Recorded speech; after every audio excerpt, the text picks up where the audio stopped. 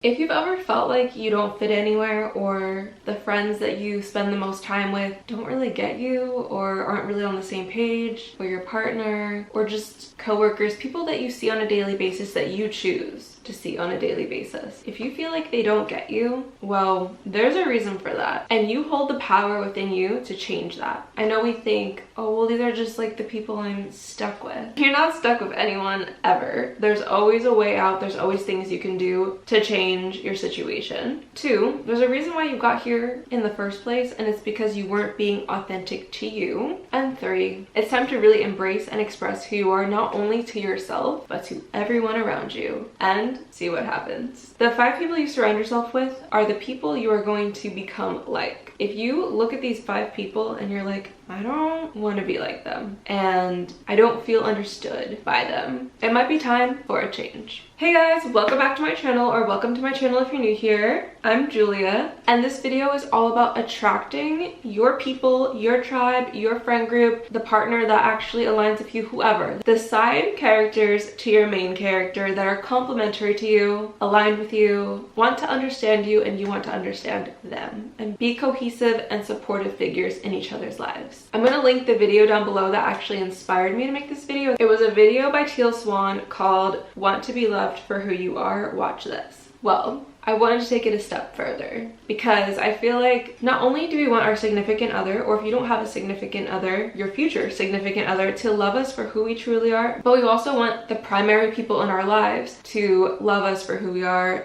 just the same. And the way you attract a significant other to love you for who you are is the same way you attract your tribe, your people, your side characters to your main character to love you for who you are just as well. So I came up with 5 steps that you can use to reverse engineer finding people that love you, respect you, appreciate you, and want to be in your life for who you are and the things you want to share with the world. You ready for those? Step 1 is what Teal said in her video, and that is to ask yourself, what do you want to be loved for? And then make a list of those things, because those are the things that you're going to want other people to come to you for, to appreciate you for, to want to share with you. Those are the things that you want other people to see in you and require from you. But if you're not aware of those things yourself and living from that place fully, then it's going to be very hard for other people to recognize that when you don't even recognize it within yourself. So it's very important to figure out what are the things you want to offer to the world. Whether somebody's placing a dollar amount on you or not for those things, like whether you're selling your services for them, what would you enjoy doing regardless? What do you enjoy doing or being in your free time? Where does your mind wander that brings you joy? What brings you joy? You have to ask yourself these questions, and they're gonna lead you to your answers. For me, I'll give you an example. I want to be appreciated, respected, wanted, understood for my mind, my ideas, my taste in music, my taste in styles, clothing styles, any styles,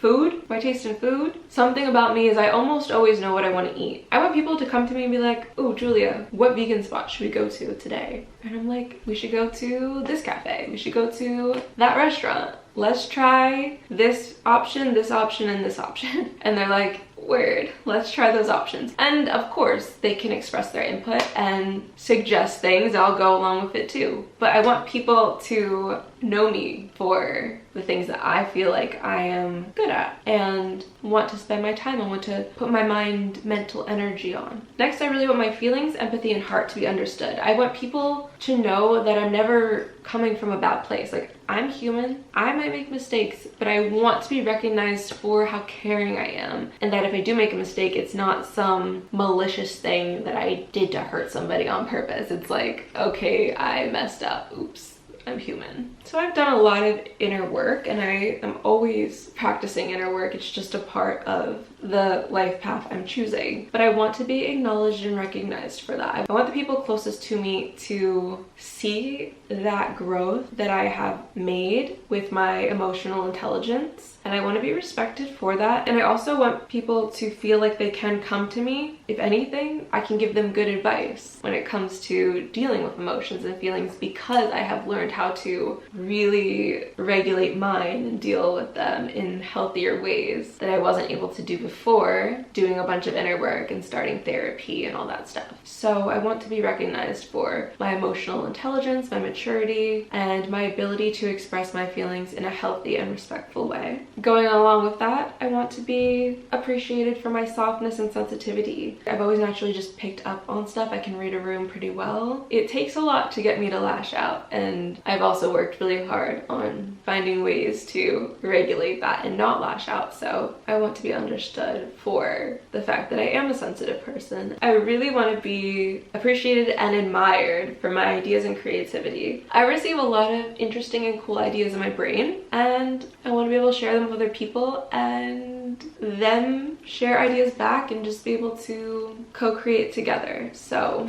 that's definitely a very important one. And then this one is the most fun one, but my playfulness and my silliness. I am a very playful, silly person when you get to know me and you're very close to me in my life, and I'll just come up with silly things to say, silly words, silly jokes, whatever they are. I want people to be able to laugh along with me or even just join in. It's more fun that way. And some people can be very like put off by it, but I want my tribe, my people, to want to join in and have fun and not be afraid to just like be silly, be a little fool, be like a clown.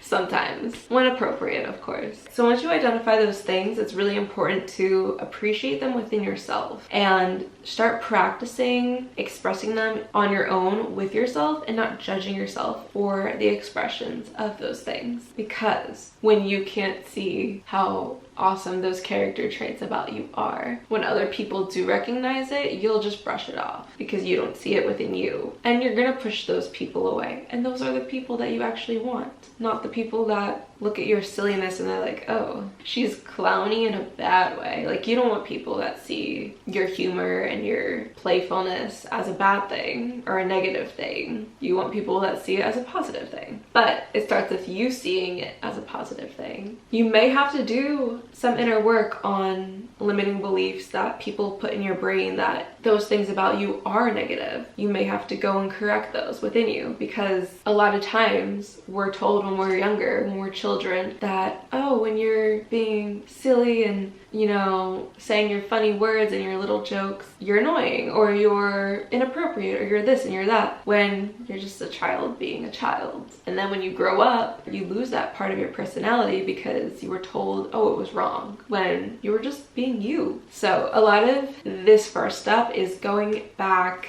and retraining your belief system to believe that it is okay to be you, that nobody's going to punish you for you being you now that you're an adult. Step number 2, think about the things you hide from others or what you're shy about sharing about yourself with others. So it could be some of the things that we mentioned before, the personality traits that make you you. Some of those things you might be really scared to share with other people. You might even have other traits that you didn't even realize that are a part of you that you want to add to the list of traits that you want to be appreciated, wanted, loved, respected for, but you're not even aware of it because you're so busy hiding those pieces of you from other people because you're afraid of being judged or rejected for those things. So this is the step where we really take inventory and identify the things that we're scared of other people finding out about us, the things that we put our mask on and we're like, I don't want anyone to know. Those are the things we need to cultivate and figure it out, because maybe some of those things you want to change and you don't want to be a part of your personality because they're not beneficial to you. But maybe some of those things actually are really beneficial and are a cool, unique thing that separate you from others that you want to be respected, loved, seen for, and share with others. If you are hiding a part of your personality, it's probably because you're scared of receiving criticism or judgment about it, or rejection, like I said. And feeling rejected sucks, but if you aren't your authentic self, you will never be able to attract people who can and will appreciate you for the things that make you you. And if they don't know what they are, how could they ever appreciate you for those things? That's why it's so important to risk the judgment, risk the potential rejection for being yourself, versus you trying to win people over by being a version that you think and perceive that they might like, that's exhausting, and you don't get to truly be you, and no one really gets to know you for you. And if you think, oh, well, maybe I'll just be the version that I think these people will like until they get to know me, and then I'll switch it up and just be myself. Ooh, that's called a bait and switch. Teal talks about it in like multiple videos, and that's the fastest way to get rejected for who you really are when you're already in deep and have things to risk. You have a relationship, friendship, whatever on the line to risk that you built up on lies. It's gonna hurt a lot more to have that come crashing down than to get rejected from the jump for just being you. If you're rejected from the jump for just being you, you have a lot less to lose. But if you're in deep and then you start being you, when somebody signed up for a different version of you, you might have a lot more to lose at that point, and it will be a lot more painful. So wherever you're starting at, whether you have a group of friends that really aren't your vibe anymore, or who were never really your vibe from the jump, but you just wanted people in your life, it's time to take a step back. Even if it's a significant other that you need to take a step back from, you will have to take a step back and really reflect and decide within yourself that it's worth losing these people if they are not on board with the version of you that is most authentic to you. And just know it is better to be alone and be authentic to yourself than to be with a bunch of people that you have to wear a mask in front of and be the version that they want you to be, who isn't truly your most whole version of yourself. It's better to be alone and be authentic and live your truth and do the things and be the way you want to be than to be with people who don't value you for your most authentic version. I'll give you an example because we love examples. So I have a tendency to sort of hide the fact that I'm a social media person, that this is my career path, that this is literally what I spend all my time doing when I meet new people, or I even just kind of like downplay it around the people I surround myself with for the most part. And it's kind of gotten me really far away from people who actually are invested in the social media world, who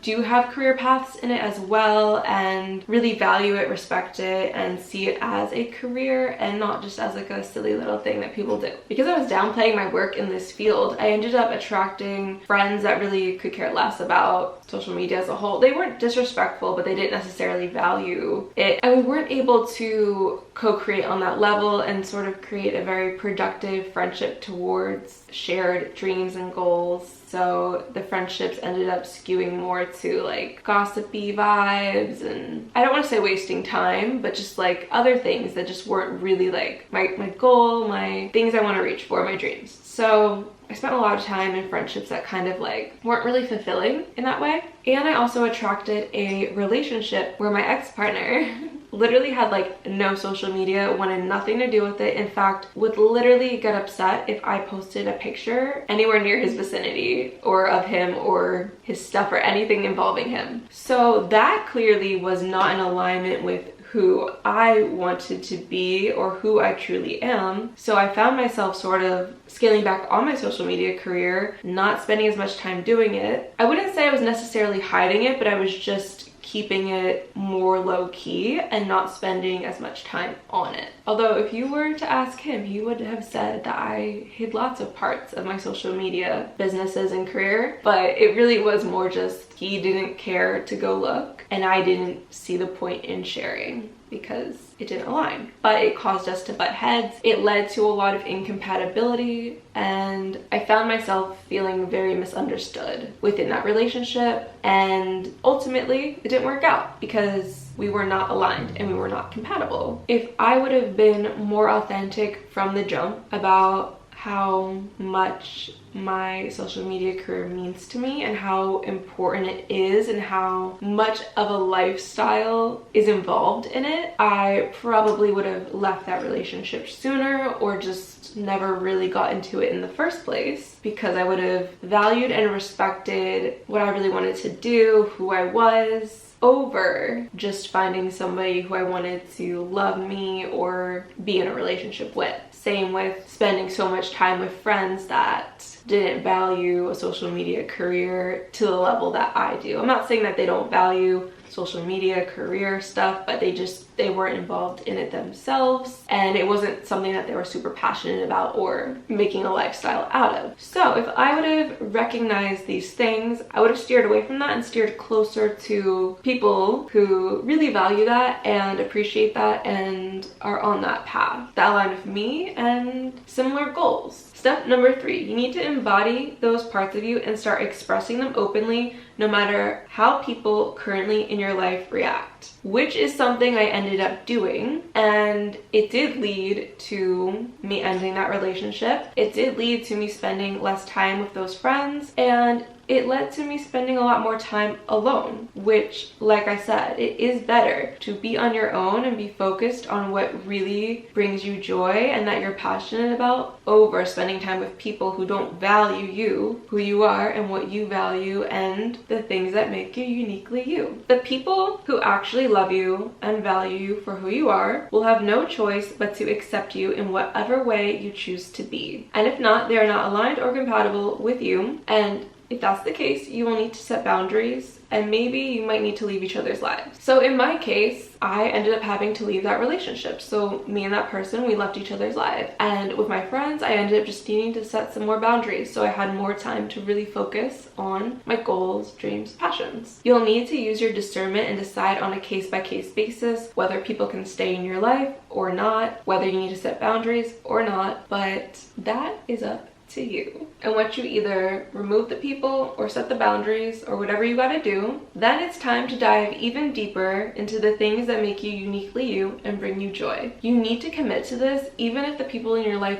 don't like it or leave. Like I said, it's better to be authentic to who you truly are than to shrink yourself down to fit what somebody else wants you to be. You are so much bigger than the boxes you're trying to squeeze into so that other people like you. Stop squeezing yourself into little boxes, okay? Step number 4, market yourself for the things you want to be appreciated and valued for. So if I want to be appreciated and valued for my creative ideas and my fun business ventures, then I need to go out in the world and be open about what I do. When people ask me, oh, what do you do? I need to be like, I run a swimwear business and I do social media influencing work. I have a YouTube, I have a Snapchat, I have an Instagram, and I post on all of them, and a TikTok. I need to share that with the world and not be so private about it. You have to lead with those things when meeting people, and that's what's gonna bring you the crazy, amazing synchronicities, the friends you want, the partner you want, the dreams you want. Here's an example of one time that I did do that. So I was with my friend, we were at a little lounge area, and we were talking to these people who offered us the seat at their table because it was kind of crowded and they weren't like letting people just sit anywhere. So we ended up having a conversation, and one of them asked me, what do you do? And I was like, oh, I work in social media. Like, I completely downplayed it and made it seem like I didn't have a presence, that I didn't run a business. And then as we got to talking, turns out they also worked in some tech businesses that work with Google and YouTube and other social media stuff. So then I ended up sharing about my social media businesses and my following, and they were like, oh wow, well, we do this with this, like, why don't we connect? Maybe there's an opportunity here. And I was like, okay, you know what, sure. But if I had never shared what I actually did, then there was no possibility for an opportunity to come along. Now, who knows if there's actually going to be an opportunity with those people or not. But because I did share who I truly am and what I truly do, I opened up a door for an opportunity to potentially come in. So by sharing who you truly are and the things that you really want to do, this can bring you more authentic connections, relationships, opportunities, because you're being honest about your real desires. And once you do that, this is when you get to experience amazing synchronicities, like being at the right place at the right time and meeting the right people, getting the perfect opportunity, getting the job of your dreams, getting to work on a project that you really want to work on, moving where you really want to move, to meeting your soulmate, whatever. And last, my favorite step. Step 5, watch your entire life start to change so that you can align with your highest desires. Step 5 is when everything can start to come into fruition and manifest as long as you don't get in the way of it. So what that means is don't second guess yourself. You were offered these synchronicities, opportunities, connections came into your life for a reason because you are being true to you. There is no need for imposter syndrome or thinking you don't deserve it. If you feel those things come up within you, then you know you got to do a little bit more inner work, figure out what the fear is, what the limiting belief is within you